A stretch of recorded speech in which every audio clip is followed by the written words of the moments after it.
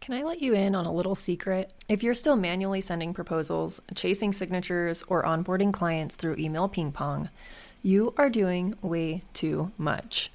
That's why my Dubsado specialist, Kendra, and I created the Dubsado Decoded private podcast series just for bookkeepers like you.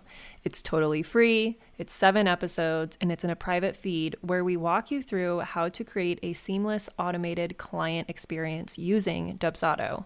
We cover how to simplify your onboarding, boost your confidence, and actually impress clients from day one without spending hours on admin. And yep, it's free, private, and bingeable in under a week. Head over to ambitiousbookkeeper.com/Dubsado to get access and stay in the know on when our Dubsado course goes on sale. Again, that's ambitiousbookkeeper.com/Dubsado. You are going to love it. The link is also in the show notes. Welcome to the Ambitious Bookkeeper Podcast and YouTube channel. I am going to talk to you today about whether it's time to switch your clients to Xero. And if you're an entrepreneur watching this, there is some relevant stuff in here for you. I am mainly going to be talking about what it would be like to migrate a client base over to Xero, but we are going to talk about whether or not you should move to Xero and kind of how to make that decision from the beginning. So let's dive in. Hey, and welcome to the Ambitious Bookkeeper Podcast. I'm Serena Shoup, CPA, a mom of 3, and I've been running a virtual bookkeeping business from my home since 2017. You are in the right place if you are a bookkeeper, accountant, or an accounting student, and you believe and know in your heart that your purpose is bigger than sitting in a cubicle. If you're ready to learn some actionable tips and strategies for starting and growing your accounting business, then I hope you stick around.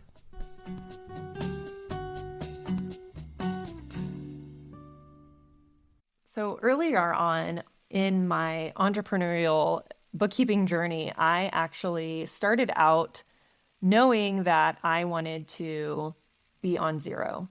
However, I also worked a lot with QuickBooks Online and knew that most of the clients that were coming my way were already on QuickBooks Online. So there's no really getting around learning it and being able to utilize it. But what I did start out with is putting my own books on Xero. So we're going to talk about that in a minute. Maybe a couple years into my bookkeeping business, I realized that I did not want to be working in any other platform besides Xero. So we made the transition to moving all of our existing clients onto Xero or transitioning them out of the practice completely. And we had already been putting new clients onto Xero as we had drawn a line in the sand and said, we're no longer accepting any clients that are not on Xero. So I've done things throughout my firm to make sure that we aren't bringing on clients that aren't willing to switch over to Xero. So that's a big piece of this is the communication and the positioning of the software that you're going to be using. These days, we still get clients that come to us on QuickBooks Online or other platforms. And we are just very clear that we only work in Xero, but we do migrate, and we do migrate people for free. That's probably something I'll have to get into in another episode to dive in why it is that we do that and how we're able to do that. But as I promised, in this episode, I am talking to you about whether or not it's time to switch to Xero. So I've been noticing and hearing a lot from my community of people who are getting fed up with QuickBooks Online. Number one, because they're constantly raising the price, which most software does. QuickBooks Online does tend to raise their software more frequently than any other software I've ever seen. But that's one of the major gripes is the price of it. Another major gripe for the accounting community is every time you log in, there's a new visual interface, and it's becoming really difficult to get in there and do the things that you want. I still obviously have poked around in QuickBooks Online because we get clients coming to us already on that system. We still have to kind of know it. And I didn't realize this was such a problem because I log in so infrequently that, of course, it's always going to be different when I log in. But there are bookkeepers and business owners that are logging in daily and things are changing daily, which is honestly just absurd to me that a software would do that and not give some sort of warning. I'm not a subscriber of QuickBooks Online, so I haven't been getting any of the emails that have been going out. But yeah, another major gripe that I've heard happening is that QuickBooks Online is directly pitching your clients. So as a business owner, if you were the one that subscribed to your QuickBooks Online file, you might be getting targeted by emails that are letting you know about a service called QuickBooks Live, which is basically having QuickBooks do your bookkeeping for you. If you're a bookkeeper and accountant watching this, you already know that what I'm about to say, but if you're an entrepreneur watching this, you probably don't want QuickBooks Online or QuickBooks Live doing your bookkeeping if you have a nuanced business. And to be honest, most businesses are. So one of the issues that we come across when we take over files that have been managed by QuickBooks Online or work with clients who have used the QuickBooks Online service is that they get passed around from hands to hands, and it's not a consistent person or point of contact that you're involved with. So the bookkeeping is not done in a consistent way. Sometimes things will be categorized to one category, and then the next month, that same type of transaction, same vendor will be categorized completely different. And that makes it really difficult to have consistent reports that you can rely on and make decisions, right?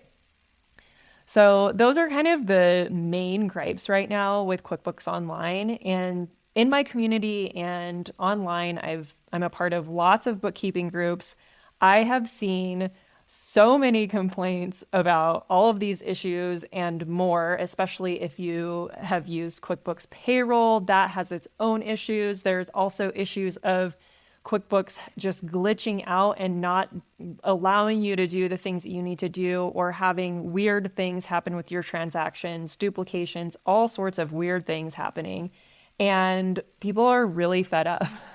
So, rightly so. And I'm sitting over here kind of like chuckling to myself because I don't have to really deal with that, thankfully, because I'm on a platform that, number one, doesn't pitch our customers and clients for their own service. They actually really care about us as partners. Our customer support is amazing. I could go on and on and on. That's for a different episode, a different video, why I love Xero so much. In fact, you can actually listen to that on my podcast. If you scroll back a little bit, I'll link that in the show notes. And I'm over here just kind of like, dang, that sucks. But how can I actually help? Well, glad you're here, because we're going to talk through whether or not it's time to switch to Xero. So grab a notebook and a pen, and we are going to give you a little step-by-step on how to evaluate whether or not it's time to move over to Xero and the steps you want to take if the answer is yes. All right, write this down with me. Is it time to switch? Here's how you're going to know. Maybe you're even evaluating switching from a completely different platform, not QuickBooks Online. I know I'm throwing a lot of shade over there to our folks over at Intuit, but maybe you're coming from a completely different platform as well, and you are trying to navigate the decision of, is it time to switch over to Xero specifically? Although this process would work for switching to any other platform, because it's just kind of a way to help you make the decision. And then I'll get into some of the benefits of moving over to Xero specifically. So, number one, what are the actual issues that you're facing? Take some time to journal it out, bullet point, do a whole list of all the cons, right? All the issues that you're having with QuickBooks, whether it's the glitches, the lack of customer support, maybe it's the user interface, the new user interface, and maybe it's the way that it makes things take longer to achieve certain outcomes or perform certain processes. Maybe it's the price. So take a moment to pause this and write down all of the things that you hate about QuickBooks or any other platform that you're currently using. Next, I want you to actually reach out to the platform you're considering in this scenario, we're talking about Xero. So I want you to actually reach out to Xero and get on their list to join their partner program, because you will be assigned and you will have to have a conversation with somebody at Xero before you can actually become a partner. I'm going to link the link to becoming a partner in the show notes or below where you're watching this video. And I say this early on in the process because you are going to be assigned a partner advisor, I think is what they call them. And that partner advisor is going to be with you every step of the way throughout the rest of this process. So I would say start the conversation with them and talk to them about this list of things that you're having issues with, and ask them pointedly, like, are these things solvable with Xero? Am I going to have these same issues? This is a process we do with our clients that is really heavily involved and it really leans on QuickBooks. What does it look like to do that in Xero? And they'll be able to demo that for you or talk you through it, basically. The next thing I want you to do is, if one of your gripes is Intuit is pitching my clients for their services, I want you to sit back and actually reflect, like, have you lost a client to QuickBooks Live? If not, are your clients even reading those emails? Maybe you're finding this out because your clients are sending them to you, but the fact that your clients are sending you this email or forwarding you whatever QuickBooks has sent them probably means that, like, either A, they're not satisfied with the level of service you're giving or the price or something along the way. So they're alerting you to this other option. And what a blessing to be alerted to that and to be able to understand and open up the conversation with your client of, hey, is there something that we're not doing that you think would be solved by this? How can we work this out? Maybe you haven't done a great job in presenting the value of your service and what it looks like to work with you. So that's a great opportunity to reflect a little bit and decide, am I really at risk for QuickBooks taking my clients? And if not, I mean, obviously there's always a risk of losing a client, whether it's to QuickBooks Online or to another bookkeeping firm that is cheaper than you or better than you or faster than you or a higher touch service. It's good to keep you on your toes and make sure that you're actually competitive in the market. So really sit back and decide, like, have I lost a client to QuickBooks Live? If not, maybe that's something you can cross off that list and just address the rest of the issues. Because I can already tell you right now, when you go and talk to Xero, they are not there to steal our clients. They are actually partnering with us to make our firms better, which I'm going to get into how that plays out a little bit later in this episode. Okay, if one of the reasons that you are contemplating switching, and one of the main reasons is this, that you don't like the new interface and the AI enhancements and everything that are coming out, if this is the main or even the only reason that you're contemplating switching, I'm going to discourage you, because whether you stay with QuickBooks Online or switch to a whole new platform like Xero, you are going to experience the learning curve of learning a new platform, creating new processes, and basically overhauling the way that you work with clients. So if that is the main driver of you wanting to switch over to Xero, and none of those other reasons and examples I gave you are really applicable, then maybe it's not the right time for you to move over, because it's going to be a time investment. There's no doubt about that. And if you're going to invest your time in learning a new platform, is the interface, the new interface in QuickBooks Online, actually that drastically different to where it makes more sense to spend hours and weeks, or maybe more, especially if you have a team to train them, to learn an entirely new platform and create all the new processes for all of your clients, migrate your clients, have the conversations with your clients, everything that's involved in moving everybody to a completely new platform is going to be so much more time than it would be to actually just sit down and learn how to utilize QuickBooks Online, because the core of the program, the foundations of it, are probably not changing all that much. So either way, you're going to invest time. Do you want to invest a few hours of going through the trainings that Intuit has put out on how to navigate the new program and get recertified? Or do you want to overhaul your entire firm and move all of your clients to a completely new platform and all of that? Like, I'm not saying that it won't be worth it, because I personally think it would be worth it for a lot of firms, but for some, I don't think it will be. So let's talk more about the intricacies and what's involved in moving to a completely new program for your entire firm and what that would look like. If you decide that you're ready to move to Xero, number one, I already mentioned this, but I want you to go to the link in the show notes, the link below this video if you're watching, and apply to become a partner. And what's going to happen is you're not going to be able to just sign up like you did with QuickBooks Online Accountant and just have access automatically, because Xero is actually vetting their partners and wanting to make sure it's a good fit and that they're able to help you with your practice and actually get your clients moved over. So start by filling out that application. It should only take you about 2 minutes. The link is in the show notes. Go do that right now. Okay, and if you've done that, the next thing I want you to do is listen to the rest of this episode, because it's going to prepare you for what's next, because you do have to get on a call with someone at Xero and talk to them about your plans. So hopefully you actually did what I asked you earlier and wrote down all of the gripes that you have with QuickBooks Online or any other platform that you're considering moving away from.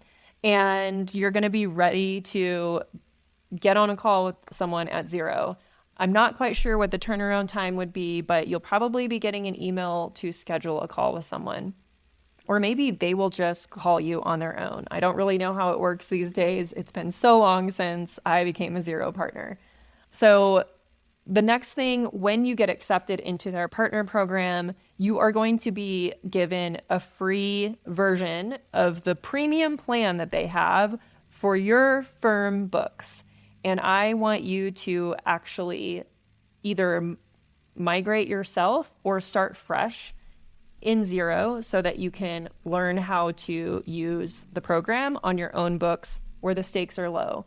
Probably the most time efficient thing to do would be just to start with this previous month, connect all your bank accounts, go through the process of setting up your own books while you are going through the Xero Partner certification, because that's going to show you exactly how you're supposed to be utilizing the program to its best and highest abilities. And I'm always a huge proponent of going through certifications as you're actually working through it in real life on a client or on yourself, because everything's going to stick a lot more. You're going to retain the information, and this is really going to allow you to understand whether or not this is actually the program that you want to be moving all of your clients to. The next thing you're going to do, and this is probably going to be a conversation that either comes up on your first call with your Xero Partner advisor, or maybe you book another call with them later on, is coming up with a rollout plan. And I know a lot of you are probably listening and thinking, like, you actually have a dedicated basically account manager at Xero to talk to. And yes, and they're not just a salesperson. They're actually there to support you as you grow your business. So one of the conversations I'm going to ask you to have with them is talking about having a plan to roll out all of your clients, and they can actually help you through this. And I just think it's a really awesome resource. The other thing is, once you dive into your partner certification, in the training portal that they have for Xero partners, there is a migration certification course. And this is going to be another resource in addition to that plan that you lay out with your account manager. This resource is going to help you really understand what it looks like to how to do a migration, how to plan out your migrations, and resources that are available to you to help with the migration. And one of the resources that I use is called JetConvert. There are multiple other programs that will actually do the heavy lifting of the migration for you, of like bringing all the transactions in. But JetConvert, at least as I know right now, they do have a subsidy. Xero will subsidize some of that migration fee. And that's part of why we do the migration for free for clients that come to us from QuickBooks Online, because we use that service called JetConvert, and all of that kind of happens in the background. And yes, we do have to pay for it because we usually end up paying for like a higher version of it so that we have more history. But like the minimum version, like the lowest version that you can, the option, I guess, that you can choose, I believe it ends up getting 100% subsidized through Xero. And so you can migrate people on that basic option for free or next to free. Definitely, when you become a Xero partner, go through that Xero migration certification after you go through the Xero certification and start practicing on your books. So as you're listening to this, you're probably thinking, oh yeah, this is definitely something that I am it's going to take months to roll this out, because unless you can knock out your Xero certification in a weekend, and then the next weekend, you're knocking out your migration certification, and then the following week, you're doing 3 weeks worth of bookkeeping for your own firm, or maybe that's at the point where you decide to migrate your own firm. We've already, like, in an ideal world, you're already using up multiple weeks. So, and that's just the portion of learning the process in the new software. So I hope I'm not deterring anyone from moving to Xero. I just want to be completely transparent that you want to make sure you have the bandwidth for this project, because even just the process of learning the new software is going to take time. Now, there is an ROI on this, obviously, because the program is cheaper than QuickBooks Online. The base plan for Xero starts at $20 a month. And so you can save a lot for your clients, especially if you are handling the billing for them and you're including that in your fee. And there's lots of other benefits of moving to Xero. I personally have never had all the glitching and issues that come along with QuickBooks. The interface is really simple and clean. They are overhauling their interface too, but not as much. Not everything is changing. They're just changing a few menu items. It's still simple and clean. They are rolling out an AI option, but again, it doesn't change the way that you have your workflows. It just helps enhance a few things. And yeah, so let's rewind a little bit and talk about coming up with that rollout plan.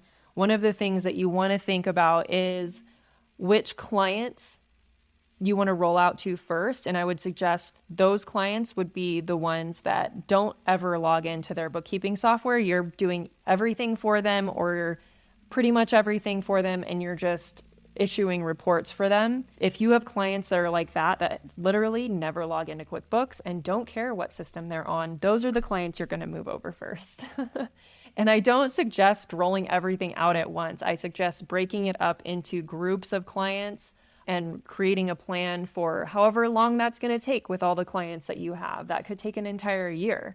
I know when I made the decision to migrate and move to being 100% Xero practice, it was about a year before we had everybody on Xero, and some clients dropped off, some new clients came on, and we put them on Xero, and then we migrated a few of our existing clients. And that whole process took about a year. And I think at that point only had maybe 10 clients. So yeah, it can take a while depending on how much other stuff you have going on. As part of that rollout plan, you want to plan communication with your clients. Now, whether you want to warn them that you're evaluating new software initially and then kind of keep them in the loop as the process goes on, or if you want to wait and figure out how exactly this is going to happen and then tell them, that's your prerogative. I prefer to let my clients in on the behind the scenes of how things are running and keep communication open most of the time. And so I would opt for personally letting them know that we are looking at rolling everyone into a new software, just so that they know it's coming and they are not blindsided. And if they really, really don't want to switch off of QuickBooks Online, then they will go look for another bookkeeper. And maybe if you are warning them that this is a thing that you're considering, they might come back and say, oh my gosh, I'm so glad that you're considering moving to a different software. I really have been having this, and this issue with QuickBooks Online, especially if they're the type of clients that actually log in and use their file, you might glean some more information that will help you make this decision. So that's pretty much what I've got for you when it comes to evaluating and creating a plan to move all of your clients to Xero. Over the next few months, I am creating a lot more content around Xero here on this channel. If you're watching on YouTube, if you're just listening to the podcast, I highly encourage you to go over to YouTube and subscribe so that you know when new videos drop. We are kind of shifting the podcast to be more YouTube video focused. And so I would love to see you over on YouTube. Make sure you come over and say hello. Comment below this video if you're watching on YouTube, and let me know if moving to Xero is something that you've been considering and how helpful this content is. And I would also love to know if you are planning to move to Xero, or you're new in your firm, or you're an entrepreneur and you're watching and you want to explore more about Xero. I would love to know what type of content that you want to see over here. So comment below this video if you have suggestions, or go shoot me a DM on Instagram. I'm at Ambitious Bookkeeper. I would love to know if this content is resonating with you and what else you would like to see on the channel. All right, we'll see you next week. Thank you to everyone who helps make this podcast possible. Content and interviews are produced by me, Serena Shu. Our intro and outro music is written and performed by my brother, Ian Gilliam. Editing is also by Ian, using his awesome sound engineering skills along with Descript software. Hosting and publishing is by Buzzsprout, and you can check out the show notes for links to all of these amazing resources and resources mentioned in the episode. Be ambitious.